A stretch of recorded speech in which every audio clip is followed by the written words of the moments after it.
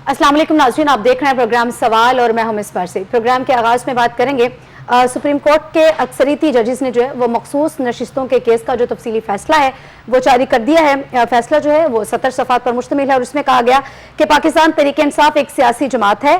तहरीक इंसाफ ने 2024 के आम इंतखाबात कौमी और सूबाई असम्बलियों की नशिस्तें जीती या हासिल की। यह भी कहा गया कि पेशावर हाईकोर्ट के फैसले को कलअदम करार देते हैं। इंतखाबी निशान ना देना सियासी जमात के इंतखाब लड़ने के कानूनी और आइनी हक को मुतासिर नहीं करता। आइन या कानून जो है वो सियासी जमात को इंतखाबात में उम्मीदवार खड़े करने से नहीं रोकता। ये वो चीज़ें हैं जो मखसूस नशिस्तों के हवाले से जो फैसला किया गया है उसमें ये सब कुछ बताया गया। इसके साथ साथ जो है वो दूसरे हिस्से में बात करेंगे। हाफिज़ नईमुल रहमान का कहना है कि इस बार जो है वो एहतजाज का दायरा वसी होगा, हुकूमत को पीछे हटने पे मजबूर कर देंगे, क्योंकि इससे पहले जो है वो हमने देखा कि जमात इस्लामी ने एहतजाज किया जिनके एजेंडे में जो है वो महंगाई शामिल थी और हुक्मरान तबके की जो मराहत हैं वो शामिल थी, और वो जो था वो कोई तवील एहतजाज नहीं था। लेकिन अब जो है वो हाफिज़ नईमुल रहमान का कहना है कि अगर अब हम एहतजाज करेंगे तो वो जो है वो हुकूमत पीछे हटने पर मजबूर हो जाएगी। इसके साथ साथ जो है वो इसराइली जो जंगी हथियारों के सिर्फ आधे घंटे में लिबनान के शहर पे उन्होंने जो है वो फ़िज़ाई हमला किया है, चूँकि इसराइल इससे कबल हम देख रहे हैं कि गज़ा और फ़लस्तीन के बाद जो है वो लिबनान भी निशाने पर है। प्रोग्राम के आखिरी हिस्से में डिबेट करेंगे कि बानी PTI ने जो है वो पार्टी को हिदायत की है कि आपने जो अगला इलेक्शन और जलसा करना है वो आपने मियाँवाली के बजाय जो है वो रावलपिंडी में करना है, चूँकि इससे कबल जो है वो PTI इस चीज़ का इंदिया दे चुकी थी कि वो अगला जलसा जो है मियाँवाली में करेंगे। तमाम तर मौज़ूआत हमारी आज की डिबेट का हिस्सा होंगे और इन पर मुदल्लिल गुफ्तगू करने के लिए मेरे साथ स्टूडियो में मौजूद है एहसन ज़िया साहब, सीनियर एनालिस्ट हैं, कौमी और बैनुल अक़वामी अमूर पर गहरी नज़र रखते हैं। फर्स्ट ऑफ ऑल अस्सलाम वालेकुम एहसन ज़िया साहब। सबसे पहले बात करेंगे जो आज सुप्रीम कोर्ट ने एक तफसीली फ़ैसला जारी किया है, उसमें बड़ा वाज़ेह तौर पर कहा गया कि आइन या कानून जो है वो सियासी जमात को इंतखाब में उम्मीदवार खड़े करने से नहीं रोकता। अगर इस पूरे फैसले को पढ़ें तो लगता है कि चीज़ें PTI की फेवर में जा रही हैं। देखें, ये जो फैसला है इसको खासा वेट किया जा रहा था। अलबत्ता मुख्तसर फैसला तो आ चुका था इस हवाले से, अब यह है कि तफसीली फ़ैसला आया है। तो पहले ये बात की जा रही थी कि जो 5 रुकनी जिन्होंने इख्तलाफ किया था उनका तफसीलात तो पहले आ चुकी थी मंजर आम पर, डिटेल फैसला जो था या डिटेल उनका पॉइंट ऑफ व्यू जो था वो मंजर आम पर आया था। और अब 8 जो रुकनी जजेस थे जिन्होंने इसमें फ़ैसला दिया था तो उन्होंने उनका तफसीली फ़ैसला जारी किया। डेफिनेटली ये फ़ैसला जो है जो 8 रुकनी है ओवरऑल जिससे हम बात कर रहे हैं उसका फ़ायदा तो PTI को है, और इसमें गवर्नमेंट जो है मेरा ख्याल है वो टग ऑफ वॉर है ये फ़ैसला, जिसकी वजह से आज सिर्फ ये फ़ैसला ही नहीं कि PTI के हक़ में है, ये फ़ैसला तो बिल्कुल है, लेकिन इससे जो टग ऑफ वॉर जन्म लिया है उसमें आपकी पार्लियामेंट अदलिया के सामने और ख़ुद अदलिया की 2 बड़ी डिवीज़न सामने आ गई हैं। और जो 2 बड़ी डिवीज़न है, एक तो आने वाले जो chief justice expected chief justice हैं जस्टिस मंसूर अली शाह साहब और दूसरा काजी फाइज़ ईसा साहब जो कि आउट गोइंग है ऑलमोस्ट, तो उनके दरमियान में एक बाज़िया हमें एक रिफ्ट भी सामने आ गई है। अभी जो एक लेटली यानी बल्कि अभी रिसेंट जो एक फ़ैसला हुआ है अभी थोड़ी शॉर्टली पहले, तो उस फैसले के अंदर जस्टिस मंसूर अली शाह साहब ने एक लेटर लिखा है, यानी फ़ैसला उन्होंने जो अपनी सतह पे किया उसमें एक लेटर लिखा है सेक्रेटरी सुप्रीम कोर्ट को कि जनाब ये जो कमेटी बनाई गई थी जजेस की तरमीम के बाद, जो कि कहा जा रहा था सदारती ऑर्डिनेंस जारी करके तरमीम की गई है, उसमें प्रैक्टिस एंड प्रोसीजर कमेटी जो बनी थी उसमें उन्होंने बैठने से इनकार कर दिया। तो ये एक बड़ी डेवलपमेंट है और उन्होंने जस्टिस काजी फाइज़ ईसा साहब को इस हवाले से कुछ शराइत रख दी हैं और शराइत कहा गया है कि इस आर्डीनेंस को जो जारी किया गया है एक आप आर्डीनेंस के ज़रिए किया गया है तरमीम वाला जो है ख़ास तौर प्रैक्टिस एंड प्रोसीजर जो था उस हवाले से, तो उसके अंदर उन्होंने बड़ा वाज़ेह तौर पे कहा कि या तो फुल बेंच जो है वो इसको सुने, सही फुल बेंच बनाया जाए, इस जो आर्डीनेंस जारी हुआ इसको पहले डिबेट किया जाए और इसमें जस्टिस मुनीब अख्तर जो है वो जो शामिल थे पहले इस कमेटी में उनको कैसे तब्दील कर दिया गया बगैर किसी वजह, ये उनका पॉइंट ऑफ व्यू है, वजह से क्यों किया गया। जबकि जो दूसरी तरफ से मौक़िफ़ सामने आ रहा है वो ये है कि ऑडियो लीक्स की वजह से जो जिसमें जस्टिस मुनीर अख्तर साहब के हवाले से जो चीज़ें सामने आई थी तो उसकी वजह से उनका नाम उसमें से निकाला गया। बहरहाल ये सिचुएशन जो है अब मैं समझता हूँ कि विदिन द जुडिशरी भी बड़ी वाज़ेह तौर पर एक बाकायदा एक फिशार नज़र आ रहा है, एक हमें रिफ्ट नज़र आ रहा है, एक समझे कि एक खासा ज़्यादा डिफरेंस हमें इसमें नज़र आ रहा है। तो अब देखना ये है कि जो फैसला हुआ है, जो तफसीली फैसला आया है, कि क्या पार्लियामेंट इसको मानने को तैयार है, क्या इलेक्शन कमीशन इसको मानने को तैयार है। अच्छा, ऐसे सब इसमें इलेक्शन कमीशन के जो है वो किरदार के ऊपर भी वो कहा गया कि जो कि वो तो रियासत का चौथा सतून है और फरवरी में जो इलेक्शन हुए उसमें जो है वो इलेक्शन कमीशन ने अपना वो किरदार अदा नहीं किया जो कि होना चाहिए था। यही वो बात है जो पीटीआई के लोग कहते हैं कि इलेक्शन कमीशन ने जानबदारी का मुजाहरा किया, जबकि गैर जानबदार होना चाहिए, आप इंतखाबात करवा रहे हैं। अब इसी चीज़ को सेकंड कर रही है अदलिया की जानिब से, जो भी देखें तो वो भी वो सेम चीज़ें हैं कि जो उसका किरदार एक होना चाहिए था उसने वो रोल प्ले नहीं किया। तो यहाँ पे क्या देखिए, इसमें तो फैसले के हवाले से पहले आपको ये समझना चाहिए कि 8, 8 और 5 से था, दोनों तरफ के जो बेंचेस हैं, यानी जो खिलाफ थे और जो हक में थे, उनके अलहदा से वाजिया समझे कि जैसे आज ये फैसला का तफसीली फैसला है तो उन्होंने भी अपना पॉइंट ऑफ व्यू सारा तफसील से दे दिया हुआ है। एक तो ये समझें कि अगर आप वो 5 रुकनी का पढ़ें तो आपको लगता है कि जनाब ये बिल्कुल सारा ठीक नहीं हुआ, और अगर इनको पढ़ें तो पता चलता है कि ओवरऑल वो ठीक नहीं हुआ। अच्छा। तो अब मैंने कहा कि ये आइनी और कानूनी जंग भी शुरू हो गई है, और इसमें जो आइनी और कानूनी जंग होगी, एक तो विदन उनके आपस में शुरू हो गई है, अदलिया के टॉप जो इस वक्त स्लॉट्स हैं उनके अंदर बड़ी वाज़ेह तफरीक हमें नज़र आ रही है, और दूसरी आइनी और कानूनी जंग जो है पार्लियामेंट की अदलिया से जिसमें स्पीकर कौमी असम्बली जो है या सादिक साहब या पंजाब असम्बली के स्पीकर बड़े वाज़ेह तौर पर वो स्टैंड ले चुके हैं। सही स्टैंड वो लेके उन्होंने तरमीम का जिक्र किया, उन्होंने कहा पार्लियामेंट ने ये तरमीम की और ये फैसला उसके बिल्कुल बरक्स है। तो जब पार्लियामेंट ने ये कह जो दिया, या पार्लियामेंट में तरमीम आ गई कि कोई भी शख्स जो है अगर वो आज़ाद रहता है और वो अपना फॉर्म नहीं भरता विद इन स्टिपुलेटेड टाइम, तो फिर ये है कि वो आज़ाद रहेगा। और दूसरी बात ये है कि अगर एक पार्टी को ज्वाइन कर लिया है तो वो दोबारा दूसरी पार्टी में नहीं जा सकता। तो इसका मतलब ये है कि सुप्रीम कोर्ट का ये वाला जो फैसला है उसके सामने सबसे पहले तो पार्लियामेंट खड़ी हो गई है और बड़ी वाज़ेह तौर पर स्टैंड ले लिया। अच्छा, यानी कि पार्लियामेंट जो है वो इस फैसले को नहीं तस्लीम कर रही। यही है, उन्होंने अब खत लिखा है जो इलेक्शन कमीशन तो मतलब अदालतों की जानिब से दिया गया एक तफसीली फैसला है, उसके ऊपर हुकूमत तहफ़्फ़ुज़ात का इज़हार कर रही है। देखिए, पार्लियामेंट की चीज़ें उसके फेवर में नहीं है, राइट। एक तो ये है कि कोई इदारा सिंपली करे ना, पार्लियामेंट जो है वो क्लेमेंट है कि कॉन्स्टिट्यूशन जो है या आइन जो है, उन्होंने अपना एक लीगल नुक्ता उठा दिया है कि तरमीम करना, आइन बनाना, आइन के अंदर कुछ भी करना है वो पार्लियामेंट का काम है। पार्लियामेंट ने ये तरमीम बना कर दी हुई है।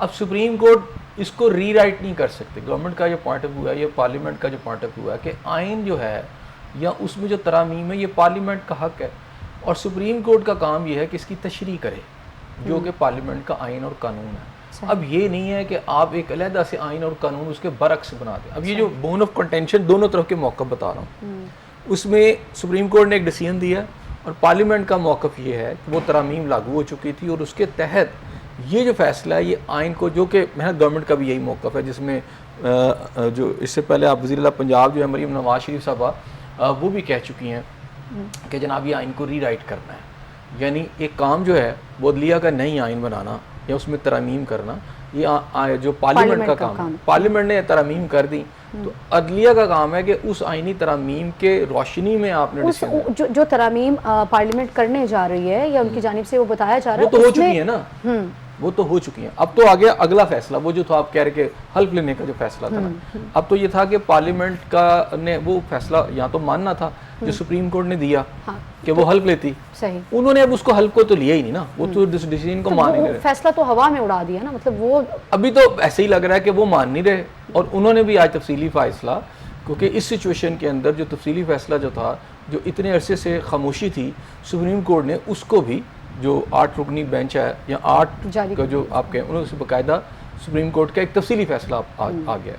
लेकिन पार्लियामेंट इसके आगे स्टैंड लेके खड़ी होगी, इसमें अब कोई दो राय नहीं है कि सुप्रीम कोर्ट ने फैसला दे दिया, पार्लियामेंट जो है वो उसको तस्लीम करने का, आम लफ्जों में यही कह सकते हैं ना कि पार्लियामेंट को वो कबूल नहीं है। नहीं, पार्लियामेंट ने उनका अपना एक पॉइंट ऑफ व्यू, क्योंकि उनके फेवर में नहीं है ना, नहीं फेवर की इशू नहीं है, फेवर में है या तो बड़ी वाज़ेह तौर पे कहा गया कि इलेक्शन कमीशन अपना रोल प्ले नहीं किया जैसा होना चाहिए था, वैसा वो नहीं है। इलेक्शन कमीशन को तहफ़्फ़ुज़ात है ना इस फैसले के ऊपर, क्योंकि इलेक्शन कमीशन की बात, इलेक्शन कमीशन ने अभी इस पर कोई तहफ़्फ़ुज़ात जारी नहीं किया। इलेक्शन कमीशन एक सेंट्रल, आप समझे, एक बॉडी आ गई, सेंटर में आ गई ना। इलेक्शन कमीशन का मौक़िफ़ ये है जो अभी तक सामने आया, उन्होंने सुप्रीम कोर्ट से कुछ वजाहत की थी कि हमें कानूनी और लीगल पोजीशन पे हमें इस पर क्लैरिटी दे दें। अच्छा, जब क्लैरिटी देने की बात आई कि जी कुछ हमें बताएं कि ये पार्टी सब ये तो लास्ट टाइम इलेक्शन कमीशन की जानिब से कहा नहीं गया कि हम इसके ऊपर अभी जो है वो अपनी आईनी मुशावरत करेंगे, हम आईनी कानूनी राय लेंगे, मतलब एक फैसला आपको बता दिया गया है, आप उसमें भी कह रहे हैं कि अभी तो हम अपनी एक मुशावरत लेंगे, हम आईनी कानूनी। अब इसमें आपको जरा देखना पड़ेगा ना क्या हो रहा है। उसमें हुआ ये है कि उन्होंने कहा कि हम आईनी मुशावरत करेंगे।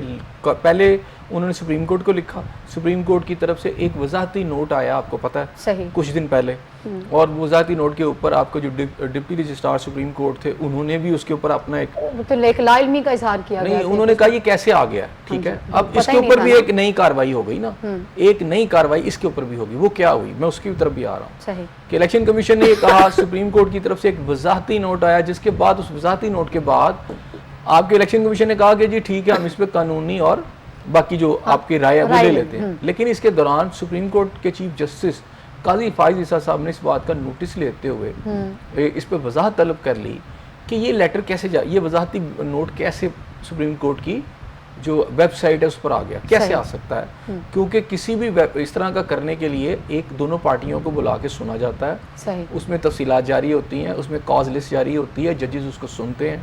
तो उन्होंने बहुत सारे क्वेश्चन उठाए कि ये कैसे आ गया वजाहती नोट, कि किस कोर्ट के अंदर ये पेश हुआ, कौन सी कॉज लिस्ट थी, ये तमाम चीज़ें बगैर अडॉप्ट किए ही जो लीगल हैं वो क्यों नहीं अडॉप्ट की गई, और ये किसने जारी किया, और दोनों पार्टियों को क्या कॉल किया गया, क्या इलेक्शन कमीशन को कॉल किया गया। अगर इस किए बगैर ही सब कुछ हो गया है तो ये कैसे हुआ। एक देखिए ना, उस तरह से भी वजाहत आ गई। एक तरफ से जो वजाहती नोट आया जिसके ऊपर उन्होंने कहा जी हम मुशावरत करते हैं, उस वजाहती नोट के ऊपर भी चीफ जस्टिस ने नोटिस लेते हुए अपने डिपार्टमेंट को, ये हो कैसे गया, कि ये कैसे हो गया, कि इसकी एक लीगल प्रोसीडिंग्स होती हैं, मसलन उसको सुना जाता है, पार्टियों को नोटिस किया जाता है, फिर उसकी एक केस की काज लिस्ट जारी होती है, और फिर उसके बाद सुनने के बाद जो भी चीज़ें आती हैं वो एक रिटन फॉर्म में आती हैं, और उसके बाद ये सारा कुछ बताया जाता है। तो उन्होंने कहा जी किसने सुना, कैसे हुआ, कब कॉज लिस्ट जारी हुई, ये तो किसी के नोटिस में ही नहीं है। तो इट मीन्स कि वहाँ पर भी कुछ ऐसा ज़रूर हुआ जिसका फिर काजी फाइज साहब ने भी नोटिस लिया कि यार वो कैसे हो गया। अच्छा, उसके फौरन बाद अब इधर से ये चीज़ आ गई, और फिर साथ ही वो जो अब इसकी जो आप समझे रिव्यू जाना है, रिव्यू जाने के लिए जिस कमेटी ने फैसला करना है कि कितने का बेंच होगा, ये कहाँ लगेगा, जो कमेटी बनी है जजेस कमेटी, अब उस जजेस कमेटी में मंसूर अली शाह साहब जो हैं, जो कि समझे कि इस वक्त एक्सपेक्टेड है कि अगले जो हैं चीफ जस्टिस हैं, सीनियर 3 जज हैं, उन्होंने इनकार कर दिया बैठने से।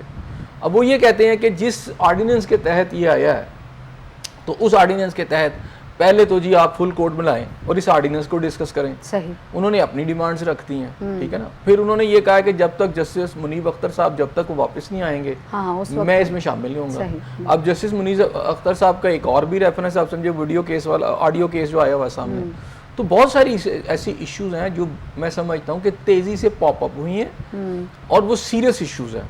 वो विदन दी आपको अदलिया भी एक आपको लगता है कि बोन ऑफ कंटेंशन है और एक रिफ्ट है। इससे पहले तो हम सियासी बुरान की या फिर माशी बुरान की बात कर रहे थे, अब तो खैर वो आईनी बुरान भी लगता है कि शिद्दत इख्तियार कर रहा है। अगर ये हालात नहीं, देखिए ये आपको पहली दफ़ा नहीं हुआ, ये जस्टिस सजाद अली शाह साहब के दौर में भी हुआ था जब वो चीफ जस्टिस ऑफ पाकिस्तान थे। फिर उसके बाद आप देखें कि बंदयाल साहब के दौर के अंदर भी हुआ, जिसमें काजी फाइज ईसा साहब के साथ जो कुछ हुआ, उनकी वाइफ साहब के साथ जो कुछ हुआ, बाद में आपको पता है कि वो क्लियर हो गए उस सारे रेफरेंस के अंदर। लेकिन फिर वो जो थे बानी पीटीआई उस वक्त प्राइम मिनिस्टर थे, उन्होंने इस पर बाद में माजरत भी की कि हमें जस्टिस काजी फाइज ईसा साहब के साथ ये सलूक नहीं करना चाहिए था, ऑफिशियली उन्होंने किया था। तो ये चीज़ें जो हैं हमारी अदलिया के अंदर आ रही हैं, और उसकी वजह मैं यही समझता हूँ कि जो आइनी और कानूनी नकात हैं, चूँकि वो सारे गुडमुड हो गए हैं, फिर कुछ साइड्स नज़र आती हैं। सही, ये तो हमें ये होता ना कि जब बेंच बनता तो वो मालूम हो जाता है। अच्छा, वो साइड्स बनती हैं। हाँ। और पिछले कुछ अरसे के अंदर कुछ सालों से ये चीज़ इतनी ज़्यादा हो गई है, तो मेरा ख्याल है कि एक आइनी जंग सी आ गई है, और अदलिया के अंदर भी जो रिफ्ट है वो पॉपअप होके सामने आ गए हैं, वो बड़े विजिबल हैं। अब इसके ऊपर एक तो मंसूर अली शाह साहब जो हैं, मुझे लगता है कि विदन दी आप समझे कि उनकी जो लीगल फ्रेटर्निटी है या उनकी जो जजेस हैं सब, उनके दरमियान में एक अब ये वॉर है, वो कैसे लड़ते हैं, उसका क्या बनता है। एक ऑर्डिनेंस आ गया है, पार्लियामेंट खड़ी है। अब जाहिर बात है एक चीज़ तो बहुत क्लैरिटी के साथ है, वो ये है कि पार्लियामेंट का काम है कॉन्स्टिट्यूशन बनाना, तरामीम करना। सुप्रीम कोर्ट का काम है उसकी तशरीह करना या उस देखना कि उसकी एंटी चीज़ तो कोई नहीं हो गई। अब उनका राइट है तरामीम करना, लेकिन हाँ, अगर आप बिल्कुल पूरी कॉन्स्टिट्यूशन को तब्दील करना चाहते हैं तो डेफिनेटली उसके लिए यहाँ तो पूरा एक सिस्टम पार्लियामेंट के अंदर आप तब्दील कर सकते हैं अपने आइन को, लेकिन उसके लिए पहले पूरी पार्लियामेंट और सारा कुछ बैठेगा तो उसके बाद फिर ही सारा कुछ हो सकता है ना। लेकिन बहरहाल जो तरमीम है वो उसके लिए आपको 2/3 मेजोरिटी चाहिए, यहाँ जो कि हुकूमत के पास है नहीं, अभी नहीं है ना, उन्होंने वो तो नहीं की थी ना, वो नहीं की थी ना। लेकिन उसके बाद दूसरा उनके पास तरीका होता है और कि आर्डिनेंस सदर जारी कर देता है। वो अगर पीटीआई का दौरे हुकूमत देखें तो बहुत ज्यादा आर्डिनेंस उस दौर में भी जारी हुए थे सदर की जानिब से, ठीक है ना। वो बाद में फिर वो है कि असेंबली में पेश होते हैं, वो लॉ बन भी सकते हैं या नहीं बन सकते। तो अभी तो ये देखें कि इस वक्त जो सिचुएशन है वो बहुत सीरियस सिचुएशन है, ऑब्वियसली क्रिटिकल सिचुएशन है। ऐसे साहब जो हाफिज नईमुर इमाल साहब कह रहे हैं इस वक्त के जो एहतजाज का दायरा है, इस दफ़ा हमने जो है वो एहतजाज का दायरा वसी करेंगे और हुकूमत को पीछे हटने पे मजबूर कर देंगे।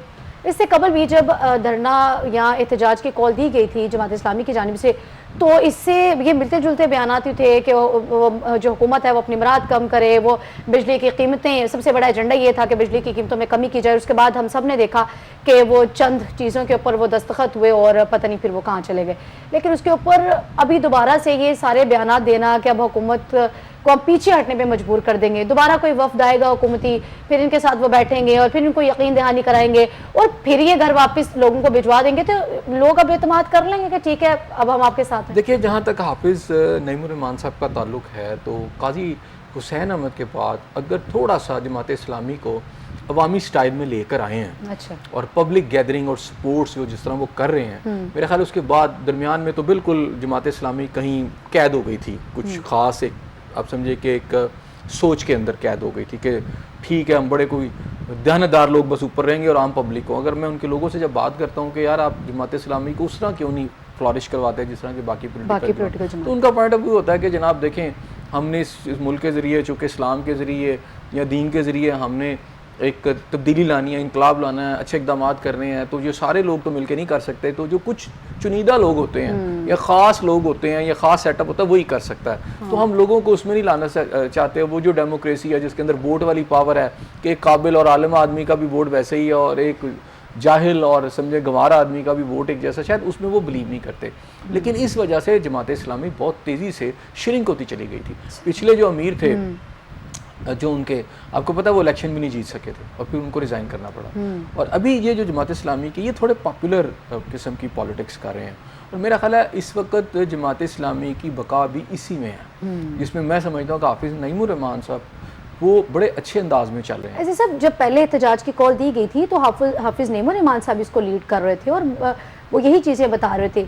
लेकिन मैं ये पूछना चाह रही हूँ कि उस वक्त भी तो मतलब वो तवील धरना नहीं था या वो तवील एहतजाज नहीं था या फिर वो जो उनके जो एजेंडा था वो पूरे नहीं हुए ना मुतालबात, तो आवाम को अब दोबारा किस लिए आप आ रहे हैं सड़कों पे? आप यही बताने के लिए आ रहे हैं ना कि चूंकि महंगाई है, महंगाई के लिए आएंगे और हुकूमत को जो है वो पीछे हटने पे मजबूर कर देंगे। लेकिन अगर आप वही चीज़ें दोबारा आवाम को बताएंगे और फिर आवाम इतना एतमाद कर लेती है आपके ऊपर कि आपको कॉल दी जाती है, आप आते हैं और फिर उसमें आप उस तरह अमल दरामद नहीं हो पाता। देखिए, जहाँ तक आता है ना एहतजाजी तहरीक, इसके मुख्तलिफ किस्म के पहलू होते हैं। सही। अब ये नहीं कि आपने एक दफ़ा कहा है हाँ, तो वो बात उसी वक्त पूरी हो जाएगी और अगर नहीं पूरी हुई तो आपकी शायद पॉलिटिक्स मतलब एजेंडा सेम रहना चाहिए। नहीं, मैं इसमें थोड़ा आता हूँ। अब मैं पढ़ता हूँ जनाब, मैं ज़रा पीटीआई की तरफ आता हूँ इसी पॉइंट को ज़रा डिस्कस करने के लिए। सही। इमरान खान साहब आए, सही, उन्होंने ये दावा किया, 4.5 साल गुजारे। सही। आज भी आप पीटीआई के लोग कहते हैं जी इमरान खान साहब जो हैं या पीटीआई बड़ी पॉपुलर जमात है, ठीक है। अब उनकी जो डिमांड थी 350 डैम बनाएंगे, ये उनका दावा था। इससे सर ये पार्टी के एजेंडे, मैं वही पार्टी की बात कर रहा हूँ, जब वो इक़्तिदार में आए थे ना, अभी इनको तो जमात इस्लामी को इक़्तिदार तो नहीं मिला। पीटीआई तो वो जमात है जो बहुत बड़े धरने कर रही थी। जब वो इक़्तिदार में आए तो ये वही तो चीजें होती हैं। मैं वही चीज़ बताने लगा हूँ ना। मैं आज वो इक़्तिदार के बाद फिर अपोजिशन में आ गया। अपोजिशन में थे, इक़्तिदार में आए, अपोजिशन में चले गए। जमात इस्लामी तो इक़्तिदार में नहीं आई ना अभी, अपोजिशन में। अभी मैं ज़रा पीटीआई के पहले डिमांड, अभी आपने जो मुझे पॉइंट कहा है कि आप एक क्लेम करते हैं और क्लेम पूरा नहीं करती तो आवाम इत्मीनाद करेंगे कि नहीं करेंगे, इसी पॉइंट को मैं ज़रा एलेबोरेट कर रहा हूँ। 350 डैम पीटीआई ने कहा। इमरान खान साहब ने एक और दावा किया 1 अरब दरख्त लगाएंगे।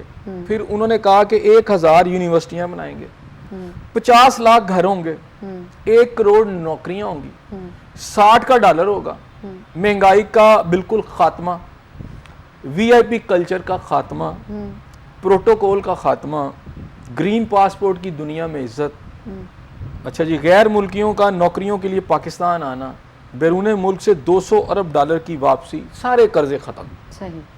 लो जी, अब ये छोटी मोटी लिस्ट तो नहीं है, ये तो बहुत बड़ी लिस्ट है। सही। और इसमें कोई एक भी चीज़ पूरी नहीं हुई। आज पीटीआई फिर कह रही है हम पब्लिक के हैं और ये सारा कुछ हम करेंगे। पहले तो मैं आपको गिनाया है कि उसके बावजूद पीटीआई का क्लेम है कि लोग उनके साथ हैं।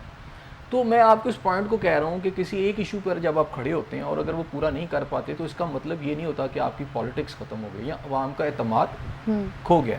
अगर अवाम का एतमाद खोना ही है, जो कि पीटीआई का क्लेम है कि हमें आज भी पाकिस्तान में सबसे ज़्यादा बड़ी जमात उनकी है, तो फिर इस हिसाब से तो कोई भी चीज़ पूरी नहीं है। और 4.5 साल की, ऑलमोस्ट 4 साल से ऊपर इनको हुकूमत भी मिली, फिर तो इनको अवाम को इनसे बिल्कुल मायूस होकर इन्हें छोड़ देना चाहिए। लेकिन वो कर रहे हैं ना पॉलिटिक्स। आज भी वो महंगाई बिजली पे कोई बात नहीं कर रहे, लेकिन फिर भी पॉलिटिक्स कर रहे हैं। ठीक है। जहाँ तक जमात इस्लामी का ताल्लुक है ना, सॉरी, जमात इस्लामी जो है इस वक्त मैंने कहा कि वो इस्लामाबाद में खड़े हुए, उन्होंने बिजली के इशूज़ पे बात की और उन्होंने गवर्नमेंट से कुछ, फिर उसके बाद गवर्नमेंट थोड़ी बोर डाउन हुई उनके सामने। बोर डाउन होने के बाद उन्होंने कुछ शराइत जो है तय की और वो आ गए। और उसके बाद नवाज शरीफ साहब ने 2 माह की बिजली के बिलों के रिलीफ की बात की। अगर चाहे उस पर हम डिबेट कर सकते हैं, वो नहीं मिले और वाकई वापडा के और लेस्को और इन सारों ने मिल मिला के उस सारी जो पॉलिसी थी पंजाब गवर्नमेंट की या फेडरल की गवर्नमेंट की, उसमें कोई रिलीफ लोगों को ख़ास नहीं मिला। ठीक है, ये हम उसको डिबेट कर सकते हैं। लेकिन जमात इस्लामी ने इस इशू को छोड़ा नहीं है। वो कहते हैं अगर हम पहले नाकाम हुए थे तो उसकी वजह ये थी कि पब्लिक हमारे साथ ज़्यादा आई थी, तो हम ज़्यादा वर्किंग करके आएंगे। सही। वो अपने पहले उनका होमवर्क कंप्लीट नहीं था, राइट? होमवर्क या लोगों की, हालांकि उन्होंने बहुत बड़े जलसे इस्लामाबाद में किए हैं, छोटे नहीं किए उन्होंने, उनके साथ बहुत गैदरिंग, एक अच्छा खासा क्राउड था ना। अब वो कहते हैं कि हम इससे बड़ी गैदरिंग लेके आएंगे, तो फिर होमवर्क कंप्लीट नहीं था ना। होमवर्क की बात नहीं मैं कह रहा, हो सकता है चले आप उसको होमवर्क का नाम देते हैं कि जी हम और मजीद तैयारी करके आएंगे। जैसे अभी पीटीआई का लाहौर का जलसा नाकाम रहा है, तो अब खान साहब कहते हैं, उन्हें गुस्सा है, वो कहते हैं मियाँ वाला बंद करें और पिंडी चलें सीधा। मतलब हमने यहाँ का पीटीआई से ये वो चीज़ है कि पीटीआई से आप बात करें, पीटीआई वर्कर से आप बात करें, उनके नज़दीक कामयाब जलसा था। आप पीएमएलएन से पूछ लें, उनके नज़दीक वो नाकाम जलसा था। नंबर ऑफ पीपल बता रहे थे ना आप, उनके मतलब जो वीडियोस या फिर जो विजुअल्स चलाए गए पीटीआई की जानिब से, तो उनको देख के लग रहा था कि बहुत क्राउड है। आपको इसमें और जो गवर्नमेंट की तरफ से चलाए गए, सोशल मीडिया पे गेम जो गवर्नमेंट की जानिब से चलाए गए, उसमें पता चला कि जी देखिए वहाँ साफी मौजूद थे, सारा रिकॉर्ड आ गया। मैं ये कह रहा हूँ कि वहाँ पर पीटीआई के मैं दर्जनों आपको सोशल मीडिया पे बहुत बड़ी गैदरिंग के आपको दिखा देता हूँ, जिसमें कहीं पहाड़ नजर आ रहे हैं और बड़े वाज़ेह तौर पर। अब यहाँ तो कोई पहाड़ नहीं है ना, वो इतनी, और सब फिर रात का टाइम का वो जलसा दिखाया जा रहा है, लाइट्स ऑन है और बताया जा रहा है बहुत सोशल मीडिया के ऊपर तो झूठ एक फैलाया गया ना। सही। अब एक्चुअल यानी कि हमें जो देखने को मिल रहा है वो झूठ है, वो सोशल मीडिया पे जो किया जा रहा है वो कौन कर रहा है। मैं आपको कह रहा हूँ, अभी मैं आपको 4 ऐसी निकाल के दिखा देता हूँ फुटेजेस, जिसको जरा ऐसे करके आप जब जूम आउट करते हैं तो आपको पीछे पूरे पहाड़ों का सिलसिला नजर आता है। और यहाँ लाहौर में कौन से पहाड़ हैं जो पीछे से हमें नजर आ रहे हैं, ठीक है ना। तो मैं ये कह रहा हूँ कि उसके अंदर फिर रात का टाइम है, कई जगहों पर उन्होंने गर्म स्वेटर्स पहने हुए हैं। कई जलसे के अंदर आपको नजर आएगा जो बाहर नारे लगा रहे हैं, वो गर्म स्वेटर्स पहने हुए हैं, गर्म टोपियाँ पहनी हुई हैं। ये मौसम है जहाँ गर्म स्वेटरों का या वो। तो मैं ये कह रहा हूँ कि वहाँ पर एक्चुअल जो फिगर आई, गवर्नमेंट ने उसको 8-10 हज़ार कहा, जो बाकी लोग हैं वो कहते हैं कि 10 से 15 हज़ार है। बहरहाल आज इसके ऊपर ही तो खान साहब ने खुद कहा ना, देखें ऐसे सब, अगर देखें पीटीआई के चीफ ने आज खुद कहा, उन्होंने कहा जी, अब उन्होंने ज्यादती भी कहा। अगर उन्हें कहने की जरूरत नहीं, अगर जलसा बड़ा होता वो ना कहते। देखें अगर हुकूमत को ये लगता है कि ये इनमें इतने गट्स नहीं है कि ये जलसा कर सकें, तो क्यों मतलब वो रोड ब्लॉक करना, वो कंटेनर्स लगाना, एनओसी ताखीर से देना, इस तरह के हरबे हुकूमत क्यों इस्तेमाल करती है? पहली बात ये है कि कल मुझे जिस दिन ये जलसा था, मैं आपको पूरे वसूख से कह रहा हूँ, पूरे लाहौर में जितना भी उस जलसागाह को छोड़ के बाकी दीगर जगहों पर कहीं कोई रुकावटें नहीं थी कि लोग वहां ना पहुंचे। बिल्कुल, ये गड़ी शो सारा खाली था। शदरा जो था वो सारा खाली था, गुलबर्ग में कहीं कंटेनर नहीं थे, खाली था। ट्रैफिक मैं कहता हूँ शादबाग में कहीं नहीं थे। आप इचरे में देख ले, जहाँ से पब्लिक ने जाना ना, कहीं कंटेनर नहीं थे, लोग जा रहे थे। सही। और फिर उससे पहले जो इल्जाम था क्रैकडाउन होकर जी हमारे बंदे उठाए जाते हैं, इस दफा पुलिस ने वो भी नहीं किया। ना क्रैकडाउन हुआ, ना रुकावटें खड़ी। हाँ, वहां जलसागाह के ऊपर आप कह सकते हैं कि वहां थोड़ा सा इनके वो जो वहां पे पुलिस ने पहुंच के वो टाइम से लाइटें ऑफ की, वो क्या था? वो तो 6 बजे का चूंकि कमिटमेंट थी ना इनकी। यहाँ तो कमिटमेंट ना करते, कहते जी हमने 6 बजे के बाद रहना है। वो पहुंच रहा था उन्होंने। नहीं मतलब इतनी जल्दी क्या होती है कि अब जलसा है तो जलसा होते हुए टाइम भी तो लग सकता है, आपको जो इजाजत मिल गई ना, लाइट्स ऑफ करना, मैंने कहा जल्दी हुकूमत करना। अगर लोग ही नहीं है हुकूमत के नजदीक तो वहाँ पे लोग ही मौजूद नहीं है तो फिर जल्दी बोलने दें, ग्राउंड खाली से खिताब करते रहे वो ये तो बात की बात पहले बात है ना कि जी बोलने दें, हम नहीं मानते 6 बजे खाली ग्राउंड से बातें करते रहे वो। मैंने ये कहा कि आप कह देते ना वहाँ पे, आपकी लीडरशिप यानी पीटीआई की लीडरशिप कहती कि हम 6 बजे के बाद करेंगे, जैसे इस्लामाबाद में उन्होंने वो करते रहते, ठीक है ना, पुलिस तो वहां भी गई थी, यहाँ भी कह देते। पुलिस यहाँ पे भी मौजूद। जब आपने लिख के इन राइटिंग दे दिया कि हम इसको फॉलो करेंगे, अब उसके बाद ये डिबेट खत्म हो गई कि आपने 6 बजे आपकी लीडरशिप ने लिख के दे दिया पीटीआई की कि हम 6 बजे के बाद खत्म कर देंगे, इसका मतलब यहाँ तो मानते ना और कहते। और वो देखे ना वो जो वो आपके मौला जाट थे जो पीटीआई के, वो गंडापुर साहब जो हैं, अली अमीन गंडापुर साहब, वो कब पहुंचते हैं, वो पहुंचे ही नहीं। वो पहुंचे हैं तो बस एंड पे जलसा खत्म हो चुका था तो उन्होंने फिल्म चलाई। और मजे की बात है, मैं इसको आज लफ्ज कहूंगा रंगबाजी। अब वो देखिए आप, एक गाड़ी की वो जो बस साथ लाए हैं उसके शीशे तोड़े हैं अपनी क्लाशनकोव से, वो देखें। अब मुझे ये बताएं कि यार एक वजीर आला है एक सूबे का, ये उसको जेब देता है, वो क्लाशनकोव पढ़ के शीशे तोड़ रहा है और पूरी रंगबाजी कर रहा है और जा नहीं रहा वहां पर, अब फिल्म चला रहा है। अच्छा जलसे में पहुंचा भी नहीं, हालांकि उसको पता ही 6 बजे तक टाइम है, उसको पहले आना चाहिए ना। अब अली मीन गंडापुर साहब जो हैं, जब आपके साथ एक क्राउड होता है कंटेन उनके बकौल देखें, उनके मुताबिक तो 40-50 लाख लोग लाने थे ना। देखिए उनके मुताबिक तो वो जहां से आ रहे हैं वहां पे कंटेनर्स बंदे भी साथ नहीं ना लाए, वो यही तो बता रहे हैं, बंदे भी साथ नहीं ना लाए, जहां से वो आ रहे हैं उनके मुताबिक तो कंटेनर्स हैं। उन्होंने इस्लामाबाद पीटीआई ये दावा करती है, अली अमीन गंडापुर साहब की वो सारे लोग ये दावा करते हैं कि जब हम आ रहे हैं तो वहां पे तो आगे कंटेनर्स हैं। वो तो कंटेनर तो इस्लामाबाद में भी थे ना, वो तो अच्छा एक सफर तो वो पैदल वॉक करके भी पहुंचे हैं। तो मुझे एक बात बताएं, वो पीटीआई के दौर में भी जब जलसे नून के भी होते थे तो कंटेनर ये भी लगाते थे। कंटेनर टाइम का यही होता था कि अगर टाइम आप आ जाए तो वो आके आपकी लाइट शर्ट ऑफ करके आपका माइक बंद करके जब आपने कर दी है ना, यही होता था वहां लिखना पड़ता, मतलब इनके दौर में यही होता था कि ये आते थे। इसके पीटीआई के दौर में ये सेम सिचुएशन थी कि लाइटें शाइटें ऑफ की, एनओसी नहीं मिला, जलसा नहीं होगा। पीटीआई ने आज तक जितने जलसे भी किए हैं इब्तदाई, वो तो एस्टेब्लिशमेंट की आपकी सरपरस्ती में की है। पीटीआई ने जितने 4.5 वो तो गवर्नमेंट की सरपरस्ती में की है ना। सही, पूरे जितना जब तक मर्जी करते हैं किसने रोकना है, गवर्नमेंट ही की है। पता तो चलता है जब आप अपोजिशन में आते हैं। अपोजिशन में एक टाइम दिया गया आपको, ठीक है, आपने टाइम पे साइन कर दिए, मान लिया और कहा, और फिर खुद ही अपने लोगों को कहा जब पुलिस चढ़ी गई जी बस खत्म 6 बजे था, टाइम खत्म हो गया, ठीक है। अब मैं ये कह रहा हूँ, अली मीन गंडापुर साहब जो इस्लामाबाद में तकरीर करते हैं, मरियम मैं आ रहा हूँ, लाखों का ये होगा अटक, फिर उन्होंने कहा यार आ जाओ। अब वही अली मीन गंडापुर साहब क्रॉस नहीं, मैं ये कह रहा हूँ अच्छा तो अगर वो कंटेनर से कितनी देर से हो गए, वो तो देखिए इजाजत मिली तो हुआ ना। बाद उनका क्लेम ये था कि अगर इजाजत ना मिली तो फिर इस तरह की वो अभी तो इजाजत मिल के वो जो बुलंद दबांग दावे थे, वो भड़के थी, अगर वो वहां से मारी गई तो यहाँ से कौन सा कम थी, वो भी तो सेम सिचुएशन थी। तो इस दफा तो कहा ही नहीं, गवर्नमेंट ने ना को क्रैकडाउन किया।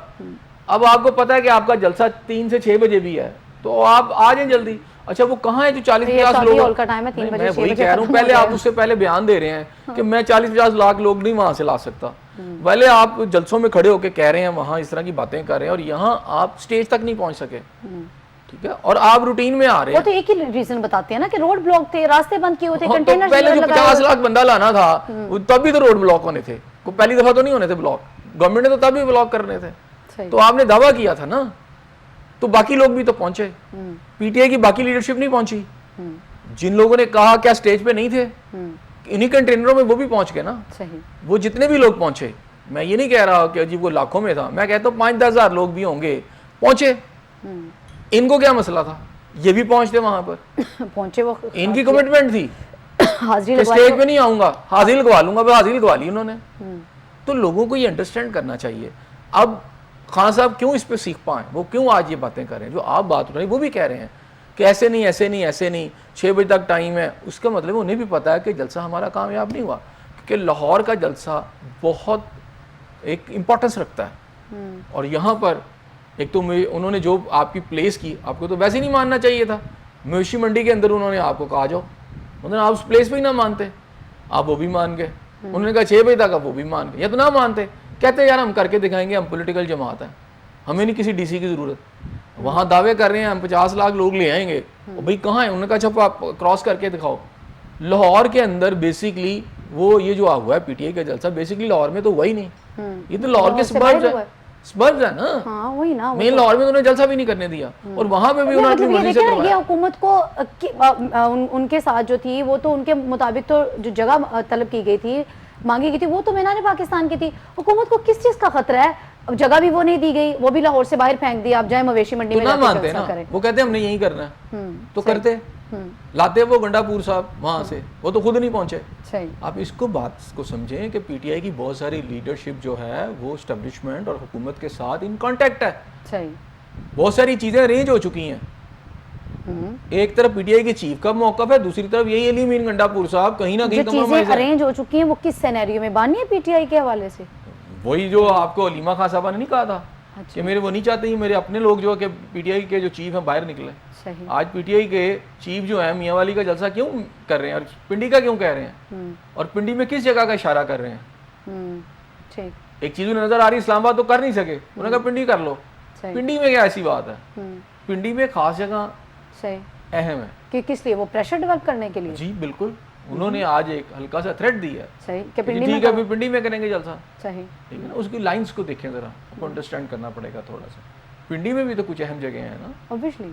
तो वो प्रेशर उन्होंने कहा जी कि मियाँ वाली भी छोड़ो, हर जगह छोड़ो, पिंडी में चलते हैं। सही। इस्लामाबाद में वो कर नहीं सके, इस्लामाबाद में वो पिंडी हुआ। में करना थोड़ा मुश्किल नहीं हो जाएगा पीटीआई के लिए? बाकी पिंडी में भी तो तब भी होगा ना जब इजाजत देगी इंतजामिया, बगैर इजाजत के तो ये नहीं कर सकते जलसा, ये तो आप भूल जाए। कि ये जो अभी तक के इनकी तारीख बताती है गवर्नमेंट से उतरने के बाद कि इन्होंने बस वही जलसा किया है जिसकी गवर्नमेंट ने यानी इंतजामिया ने इजाज़त दी है।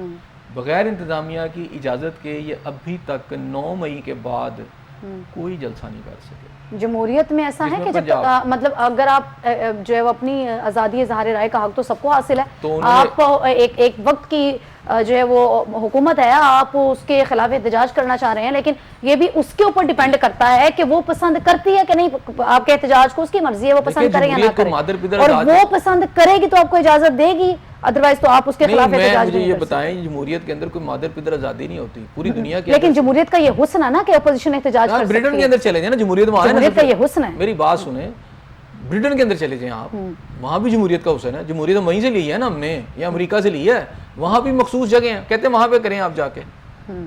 वहाँ भी नहीं कि मुंह उठा के आप जहाँ मर्जी खड़े हो जाएं कि जी मैं शहर में कर दूंगा, उस शहर में कर दूंगा। आपको जलसे तो किसी ने रोका, एक स्पेसिफिक जगह थी, कहते जाके कर ले। ये जलसे से रोकने वाली चीजें होती हैं इसमें कि आप नहीं, आपकी मर्जी से होता रहे तो सारा एनओसी ठीक क्यों ताखीर, मतलब सुबह जलसे रात को आप एनओसी दे रहे होते हैं, हुकूमत को किस चीज का वो डर होता है? मिल गया ना, ये चीजें ये है कि हुकूमत को प्रेशर है कि पीटीआई जलसा करने के लिए आए, तो क्यों इतनी मसाइल होते हैं? आइंदा से कहेंगे तो आपको जल्दी दे दें, लेकिन मैं ये कह रहा हूँ कि ये छोटी मोटी चीजें चलती हैं, जिन्होंने वो हरबा इस्तेमाल करी होती है, करती हैं। आपकी जब पीटीआई भी थी तो उसने भी यही कुछ किया था, अपोजिशन को नहीं करने देते थे वो जलसे। सही हो गया, आगे बढ़ेंगे। ऐसे सब ये इसराइल की जो जारियत है इसके ऊपर भी बात ज़रूर करेंगे। जंगी हथियारों की जो है वो अभी वो लिबनान के ऊपर भी उन्होंने फ़िज़ाई हमले किए हैं, 80 फ़िज़ाई हमलों की। देखिए इससे पहले वहाँ पर आपको पेजर और वो जो धमाके हुए हैं, मैं आपसे कह रहा हूँ कि पहले गज़ा था, गज़ा तो ख़त्म हो चुका, अब उन्होंने वेस्ट बैंक में की है, पहले वेस्ट बैंक में सारी कार्रवाई की, और मैंने शायद आपको बहुत माह पहले कहा था कि ये एस्केलेट करेगी, कभी ये नहीं होगा कि इजराइल की बाउंड्रीज़ के अंदर ये जंग रहे, ये बाहर की तरफ निकलेगी, जिसमें ईरान वाला सीन नज़र आता है। खैर ईरान तो मुझे बिल्कुल इनकी तो एक सूडो फाइट लगती है, क्योंकि हानिया साहब की शहादत के बाद कितने दावे शावे थे, मैं उस वक्त भी आपको कहता था ईरान कुछ नहीं करेगा, सब ज़ेर हो गए। तो वो ईरान वाला तो मुझे लगता है रोल ऐसे ही है जो जैसे कूफा वाला रोल है, और इतने दावे हम इजराइल का ये कर देंगे वो कर देंगे, ईरान के हार्ट के अंदर वो कार्रवाई करके चले गए और अभी तक कुछ नहीं हुआ। बिल्कुल। अब आ गया लबनान। अच्छा, लबनान के अंदर जो है इस वक्त वो एस्केलेट करते हुए लबनान के अंदर एंटर हो रहे हैं, और आप देखिएगा कि जंग यहाँ नहीं रुकेगी, ये आगे की तरफ बढ़ेगी और एक नए डायमेंशन में अब ये जंग जा रही है। सही। अब उन्होंने वेस्ट बैंक, उनके लिए कोई प्रॉब्लम नहीं है, इसराइल के इस सारे के पीछे वही ग्रेटर इसराइल का आइडिया है, जिसके अंदर एक बहुत बड़े इलाका, जिसके अंदर आप समझे दजला और फरात की वादी के दरमियान वाला हिस्सा है, जिसमें उर्दन भी आता है, सऊदीया भी आता है और फिर इराक भी आता है। तो ये आज नहीं तो कल ये इजराइल उस तरफ बढ़ता चला जाएगा, और उसमें जारी बात है सुपर ताकतें उसके साथ हैं, और आगे रेजिस्टेंस नहीं है। मसला क्या है कि रेजिस्टेंस नहीं है, तो ये जो रेजिस्टेंस ना होना अल्टीमेटली मुस्लिम उम्मा के लिए नुकसानदेह है। जैसे सब मुस्लिम उम्मा के लिए तो यकीनी तौर पे सिर्फ नुकसानदेह नहीं, मतलब तकलीफ दह भी है। गज़ा को हमने अपनी आंखों के सामने तबाह होता हुआ देखा। लिबनान की सूरत हाल अगर ये रहती है तो ये तो खामोशी है ना, तो फिर आप भी तो ख़तरे से खाली नहीं है ना। आपको अपनी तरफ भी देखना चाहिए कि अगर आप आज की खामोशी है तो कल आपके साथ भी देखिए ना, हो वो सकता है। यही इस चीज़ का ख्याल समझते नहीं हैं, आता। वो यही समझते हैं कि जिसके घर में आग लगी हुई है तो हमारे घर में तो नहीं लगी हुई। तो देखिएगा वक्त बहुत जल्दी जो है वो आ जाएगा इस तरफ कि आग जो है फिर तेज़ी से हर तरफ फैलेगी। तो रह गई पीटीआई के लोगों की बात, तो यहाँ मुझे एक लतीफ़ा याद आ रहा है, जाते जाते मैं सुना देता हूँ कि एक चौधरी अपने मज़ारे से कहता है या अपने मुलाजिम से कहता है कि मेरी बेटी का रिश्ता ढूंढो। अच्छा। तो वो जाता है कुछ दिन बाद आता है कि मुझे थोड़ा सा टाइम और चाहिए चौधरी साहब। वो कहता है अच्छा जाओ, और कुछ दिन के बाद आता है और चौधरी उसको कहता है कि 32 सुलखना, पंजाबी का लफ्ज़ है, इसका मतलब 32 गुण उसमें होने चाहिए, खुसूसियात उसमें होने चाहिए। कहता है 32 सुलखना जो है ना दूल्हा होना चाहिए लड़का। तो मुलाजिम आता है या मज़ारा जिसको कह लें या कमी कह लें जो उनकी लैंग्वेज में, हालांकि मुझे ये लफ्ज़ अच्छा नहीं लगता किसी को कहना। तो बहरहाल वापस आता है कुछ दिनों के बाद, वो कहता है जी रिश्ता मैंने ढूंढ लिया। तो चौधरी बड़ा खुश होता है, कहता है अच्छा कौन है? कहता है लेकिन मसला है, बताने से पहले मैं बता देता हूँ। मज़ारा उससे कहता है चौधरी से, कहता क्या मसला है? उसने कहा जी इसके अंदर 32 सुलखना तो नहीं चाहिए, 31 सुलखना है जी, एक खसूसियत उसमें नहीं है। वो कहता है चल कोई बात नहीं, बता वो कौन सी खसूसियत है? वो कहता है जी ये गल नहीं जी मानता। अच्छा, वो बात नहीं मानता। तो सही हो गया। सही हो गया। बहुत शुक्रिया हसन साहब आपका। नाज़रीन, आपका प्रोग्राम देखने का बेहद शुक्रिया। फिर वक्त मुझे और हसन साहब को दे इजाज़त। फिर मुलाकात होगी सेम चैनल सेम टाइम। अल्लाह निगहबान।